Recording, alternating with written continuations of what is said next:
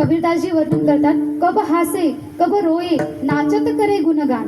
भगवंताचा जो भक्त आहे तो कधी हसतो, तो कधी नाचतो, कधी रडतो, कधी मोठ्या मोठ्याने उड्या मारतो. तुकोबाराय म्हणतात, गाये नाचे उडे आपुलिया छंदे मनाच्या आनंदे. भगवंताचे भक्त हे कधी नाचतात, कधी उड्या मारतात, कधी रडतात, कधी हसतात. पण सांगू, भगवंताचे भक्त जीवनामध्ये 3 वेळा रडत असतो. कधी जेव्हा भगवंताला आळवतो, जेव्हा भगवंताला बोलवतो तेव्हा एकदा रडतो, आणि दुसऱ्यांदा एवढं बोलून सुद्धा भगवान परमात्मा आपल्याला भेटीसाठी आला नाही, आपल्याला दर्शन दिलं नाही म्हणून रडतो. आणि तिसऱ्यांदा म्हणजे भगवंताला अनेक वेळा बोलवलं आणि मग भगवंतानी कृपा केली, आपल्याला दर्शन दिलं आणि भगवंताला पाहून एकदा रडतो. म्हणजे देवाला बोलवताना रडतो, देव येत नाही म्हणून रडतो, आणि एकदा देव भेटला की मग तरीही रडतो.